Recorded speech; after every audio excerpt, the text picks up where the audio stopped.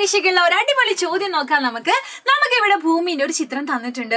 ABC എന്നിങ്ങനെ മാർക്കും ചെയ്തിട്ടുണ്ട്. ക്വസ്റ്റ്യൻ ഇതാണ്, ഇതിൽ ഏത് സ്ഥലത്താണ് ജിന്റെ വാല്യൂ കൂടുതലായിട്ടുള്ളത്? സോ ആദ്യം നമുക്ക് എന്ത് ചെയ്യാം, ഭൂമിയെ ഒന്ന് പരിചയപ്പെടാം.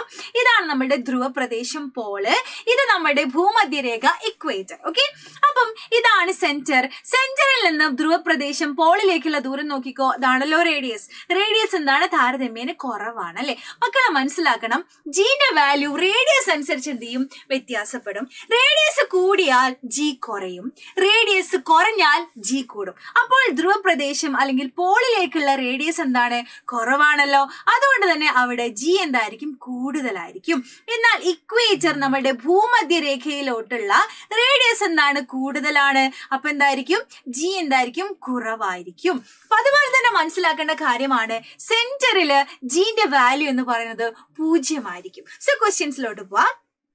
ജിന്റെ വാല്യൂ മാക്സിമം എവിടെയെന്ന് ചോദിച്ചാൽ അത് എവിടെയാണ്, എയിലാണ്. എവിടെയാണ്, നമ്മളുടെ ധ്രുവ പ്രദേശത്താണ്, എയിലാണ്. Next, calculate the weight of an object of mass 50 kilogram. 50 kilogram മാസുള്ള ഒരു വസ്തുവിലെ ഭൂമിയിലെ ഭാരം എത്ര എന്ന് കാൽക്കുലേറ്റ് ചെയ്യാനാണ്.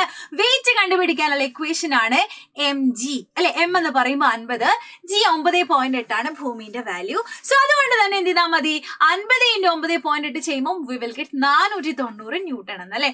നെക്സ്റ്റ് ക്വസ്റ്റ്യൻ എന്താണ്, ഇതേ വസ്തുവിന്റെ മാസ് ചന്ദ്രനിൽ എത്രയാണ്? അതായത് ഈ വസ്തുവിനെ ചന്ദ്രനിൽ കൊണ്ടുപോയി വെച്ചാൽ, മൂണിൽ കൊണ്ടുപോയി വെച്ചാൽ അതിന്റെ മാസ് എത്ര? മാസ് എപ്പോഴും എന്തായിരിക്കും, 50 തന്നെയായിരിക്കും അല്ലെ. അതായത് ഇവിടെ 50 ആയതുകൊണ്ട് തന്നെ എല്ലായിടത്തും ഇത് കൊണ്ടുപോയി വെച്ചാൽ 50 തന്നെയായിരിക്കും, ഒരു മാറ്റം വരില്ല. മാറ്റം വരുന്നത് വെയിറ്റിൽ മാത്രമായിരിക്കും. മനസ്സിലാക്കണം, നിങ്ങളെ തെറ്റിക്കുന്ന ഒരു ക്വസ്റ്റ്യൻ ആണ്. സോ അങ്ങനെയാണെങ്കിൽ ഈ ക്വസ്റ്റ്യൻ ആൻസർ എന്ത് ചെയ്യുക, താഴെ കമന്റ് ചെയ്യാം. അപ്പൊ നെക്സ്റ്റ് വീഡിയോയിൽ കാണാം. Bye, thank you so much.